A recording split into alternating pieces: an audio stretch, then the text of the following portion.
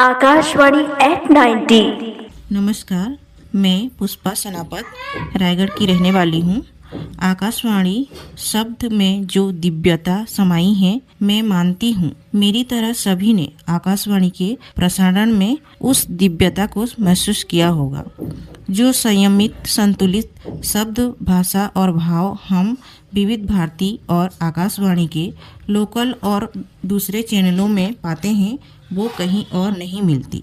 समाज के हर वर्ग के मन और जीवन के लिए जरूरी पक्षों को सिखाते, जागरूक करते कार्यक्रमों में मनोरंजन इस तरह पिरोया जाता है जो कार्यक्रमों को रोचक बना देते हैं।